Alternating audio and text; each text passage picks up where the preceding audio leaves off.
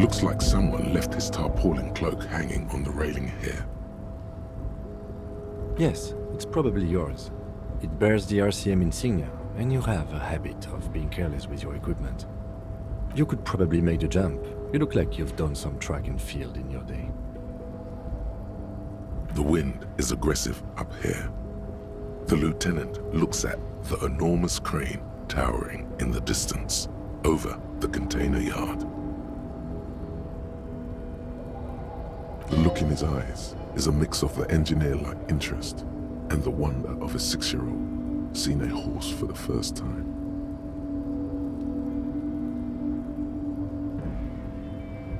Yes, that's one way of putting it. It's certainly an impressive achievement of engineering. But I digress. We were focusing on your cloak here.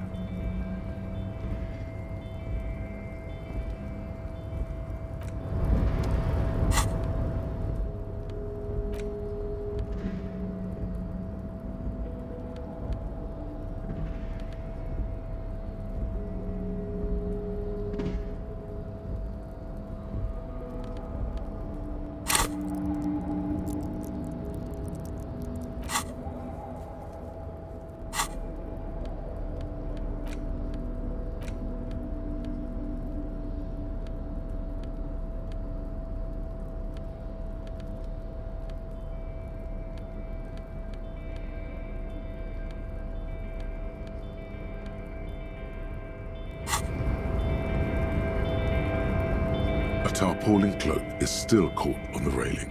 No one has claimed it for their own.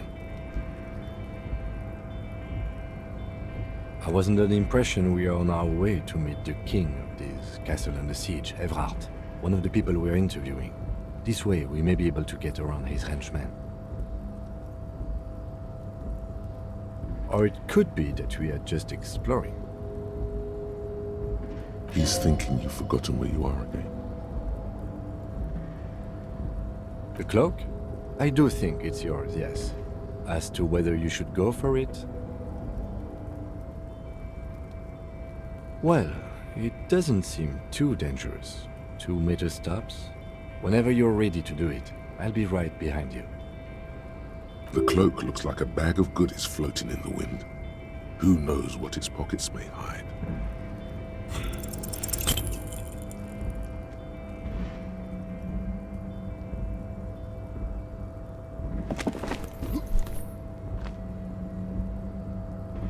Nope, no. That's still too high. What were you thinking? You're not a gymnast. You're a boxer. And you've climbed way too high up here.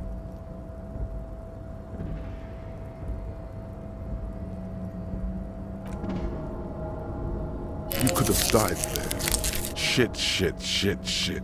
I'm failing you. This wasn't part of our deal. Hey! What happened? I understand. We can always come back when you are feeling better. It's just a cloak after all.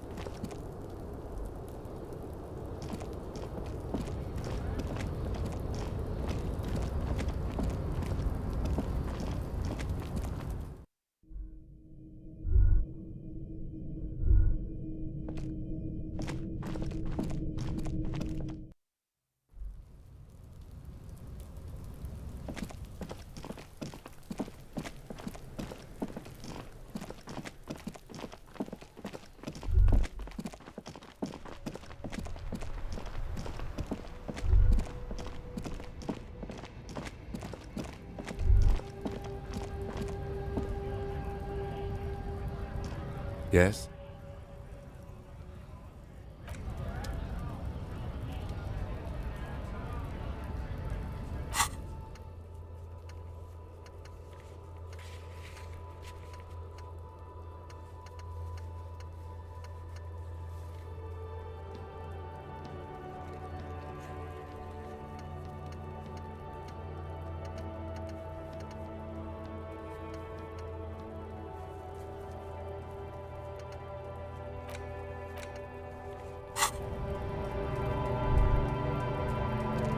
Hello, compatriot. You have something to discuss? Drugs? They are shit, man. I don't let anything pollute my body. You know where that shit comes from? Sarah Miriza, Safre, Ilmara. They take the money from our local junkies here and then use it to outcompete us in the manufacturing sector. They know they can't beat us in a fair fight, so they have to get us to weaken ourselves somehow. It's racial sabotage, racial economic sabotage. Oh, I don't go for that foreign piss. Proper booze is made in Mundi. Or sometimes, I like a dram of that Yugograd vodka. Koikos and worse much, but they do no booze.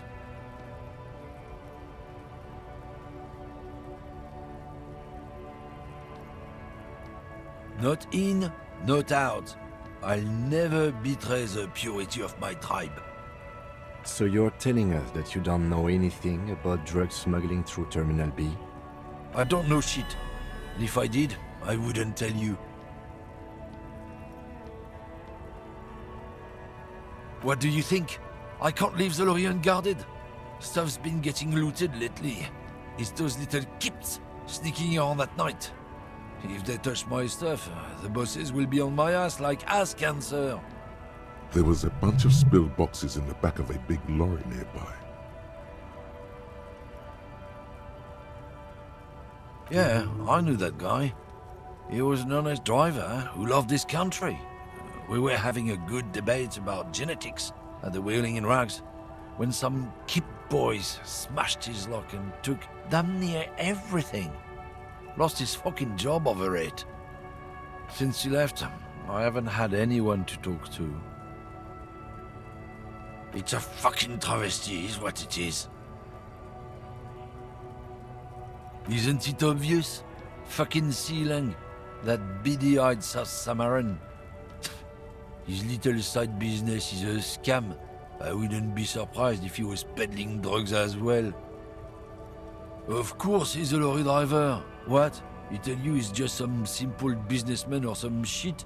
He's selling his employer's stuff after he broke the seals on his Humanox lorry. His tribe are natural liars. It's in their blood. He's your man, all right? 100%. I wouldn't be so sure about it. Not until we've heard what Sealang himself has to say. Guess so. Call the Mama Dakwa. It's not only your eardrums that register sound anymore.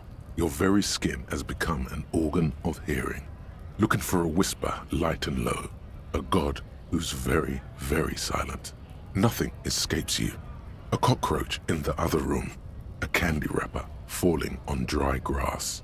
A drunk falling from a chair in a bar 20 meters away. In fact, you haven't heard the Col du Mama Dakwa, but you have discovered that you have amazing hearing. It must be the only part of you the alcohol hasn't drowned out. Keep listening.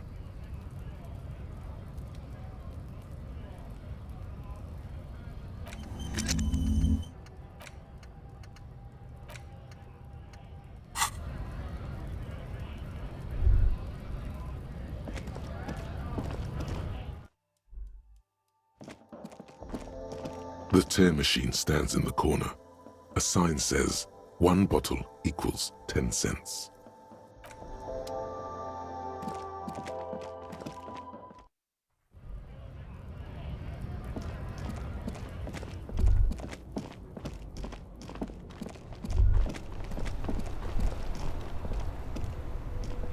Still here, stuck in this damn jam, my man. What's up? Ah, man, me and narcotics go way back. Had some good times surfing the psychic waves of my own consciousness, you know? But those days are behind me. There are other addictions in my life now. Why the inquiry, my man?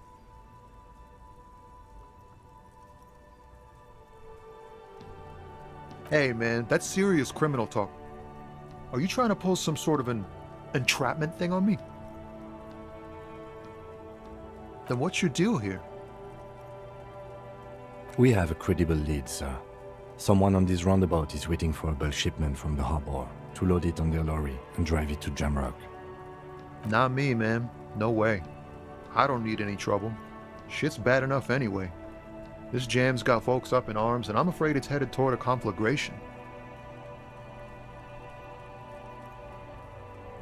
Gotta guard the stuff. Bosses don't look kindly on missing cargo, and it gives me time to work on my rhymes. A rhymesmith? This is quite credible. It goes with its cadence and way of speaking. Look, man, I try to stay away from the criminal underbelly of Revachol. I'm a guest here. You really need to find another man to probe with those questions. Your best verse? You don't even have a bad verse in here. Just tumbleweed and liquor stains. Wait, no. What are you doing? That's brutal, man. But you know, time will... No, stop. He's already mortified.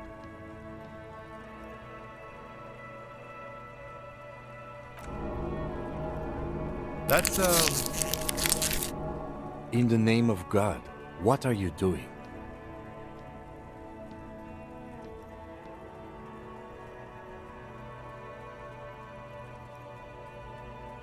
Yeah. Yeah, I get it. These are your rhymes. They're from your life. Doesn't matter if they're robust, they're honest. So, thanks, man. Yes, and I also thank you for stopping. We have a drug investigation to return to. How about we do that?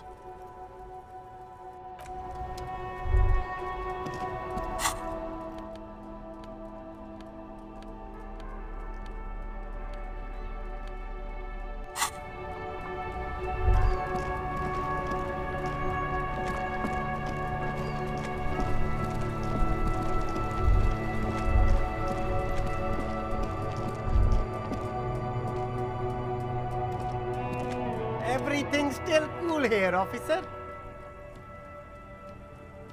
Drugs? I don't go in for that, officer. Drugs ruin lives. Unless you're into drugs, of course. In which case, drugs are excellent. Mwah! Tasty, tasty drugs.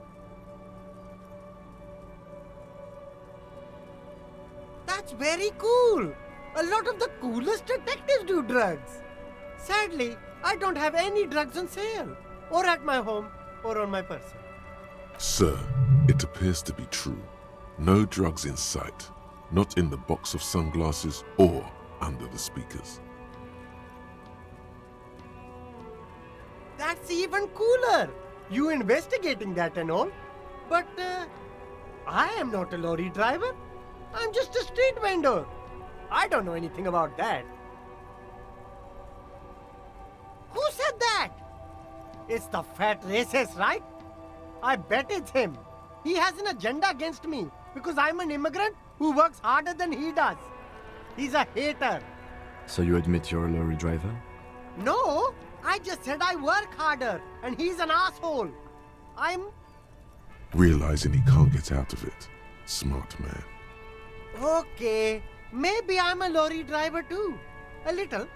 But that's not the most important thing about me. That's my day job.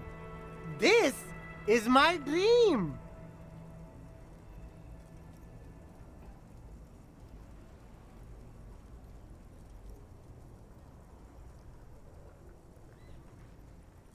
Exactly. It's such a small part of my life. It's in the rear view mirror now. I'm climbing out of that hole with ingenuity. No! That's insane! It's the fat hater. He's been eyeing me for a week and he sent you here. Maybe he's the one, huh? Have you thought about that? Nothing. I told you. I'm not a dumb guy. I don't get involved with that crowd. And what crowd is that?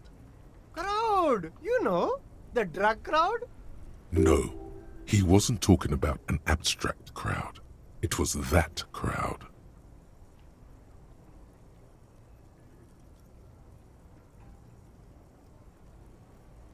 Shush, please. There's bad people doing bad things here. That's all I know. Please, don't get me into this mess. I spent 15 years working my way up.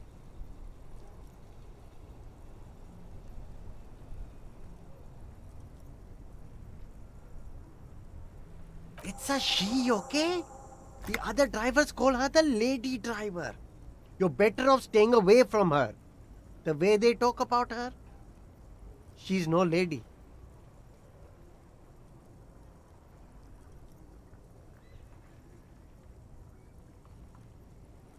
All of them. I don't know. I told you all I know. Are we cool now? I really want us to be cool now. Who exactly is talking about this lady driver of yours? The racist or the other one with the tattoos? All of them. Even the ones who've left. I don't hang out with them. I don't remember who has tattoos. I don't know. Maybe. If she is, I haven't gone near her. I don't get involved. I told you. It could be. She was strange. He's not ruling her out. All right. I scored. Let's cap this off with a purchase. You can walk away from here with funky sunglasses, detectives. Both of you. You deserve it.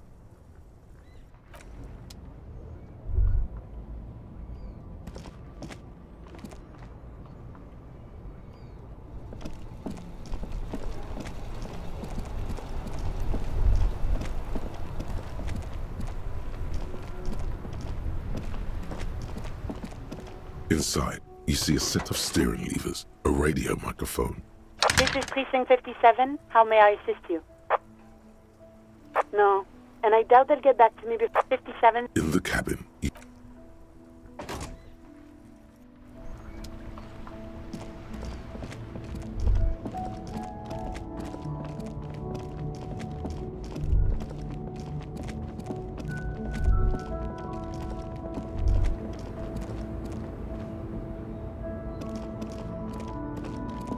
the woman still has her eyes fixed on the photograph in her hands. In the background, the radio plays. If you want her attention, you may need to be more forceful. Where am I? Who are you? The smile on her face has disappeared, replaced by the weary aspect of a cornered beast.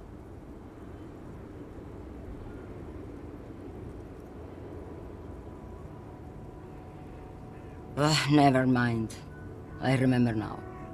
I'm still stuck in that traffic jam in the 50s.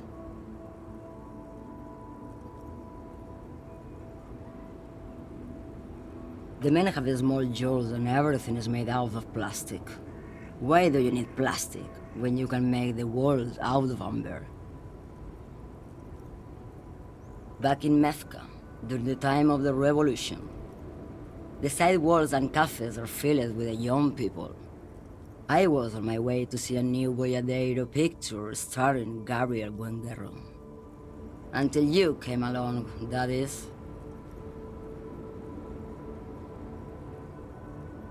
This is Gabriel Buenguerro. A strikingly handsome man looks straight at you, his head crowned with a wide brim hat. His hair is dark as an oil slick, and his jaw the most perfectly chiseled thing you've ever seen. He was the biggest star of his day. Girls used to faint in the aisles of cinema whenever he came on the screen, and schoolboys used to memorize all of his lines. In all likelihood, it's a world that's only ever existed in her mind. Someone was. They are someone's memories, boy. What difference does it make if it's me or not? They're beautiful. That is all that matters. Beautiful and true. And they will win. They're coming for this, you know? All of this.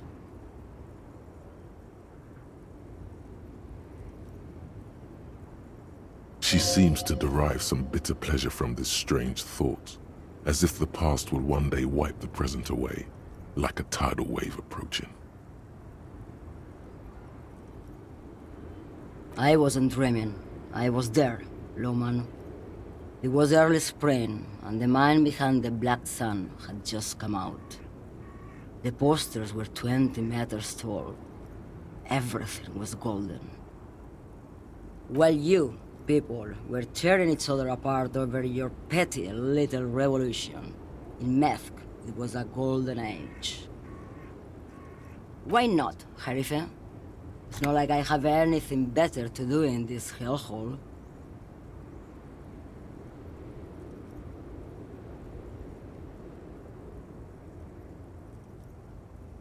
There's something off about this woman. Tell her to show you the soles of her boots. Maybe she was at the hanging somehow.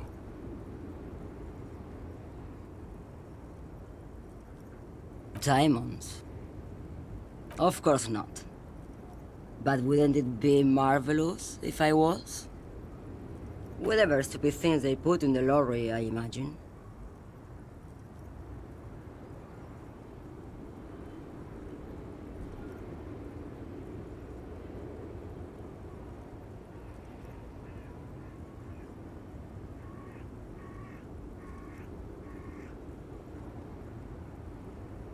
I quit concerning myself with that a long time ago. Besides, I don't drive the lorry for the cargo, if you know what I mean. She says that as if something narcotic is the real reason. Oh, it's so much more than a high where I go, Harife. It's low. I go to the bottom. Yeah, it's definitely some kick. Some terrible kick in the dark. A sleep kick. Perhaps you can find out later. Then it's contraband, Loman. What? Do you want to take an old woman in? Be my guest. Lock me away like Bad Hand Hermenegildo. Bad Hand? Hermenegildos' bad hand strangled 300 people. What can I say? Some people just really like strangling people. Of course not. To truly understand the Boyadero, you need to listen to On the Western Plain. It's an old ballad about a young girl who falls in love with a daring Boyadero. He promises to marry her as soon as he returns from the Western Plain. Of course not. The Boyadero returns from the Western Plain a changed man. One night, as he and his beloved are out walking along the river Maigret, she pleads with him to give up his riding and settle down. No, the Boyadero strangles his beloved and throws her body in the Maigret. Then he rides off, because the Western Plain is calling to him.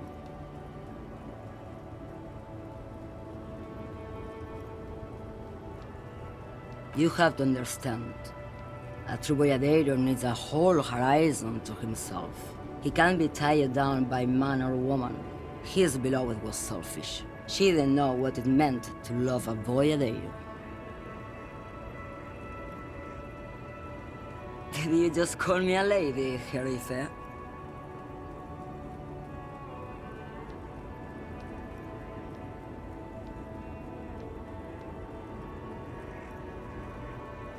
The woman's malevolent cackling fills the roundabout.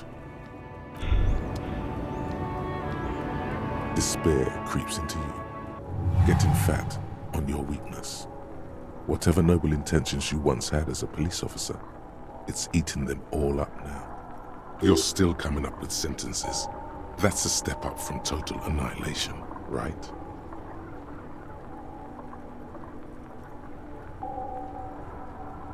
I don't dispute that you have been charged with protecting the people of a particularly challenging district, but poverty does not make one a loser. Poverty is just poverty.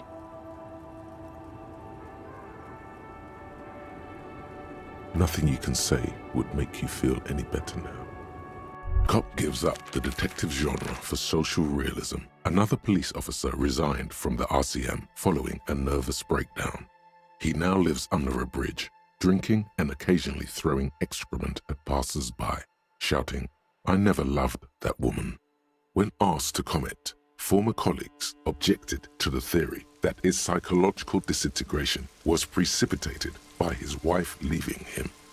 "It's because the Furrows lost that match," said Captain Ptolemy Price, once the man's superior officer. "It's because he couldn't get a big gun from acquisitions, and anyway, police work really burns you out after a while," Satellite Officer Jean-Vic Mayer, the deranged former cop's partner, commented. Sergeant Mac Torson, another former colleague, did not propose any theories, merely saying, "Whatever happened to him wasn't about birds. He got fucked, that's all."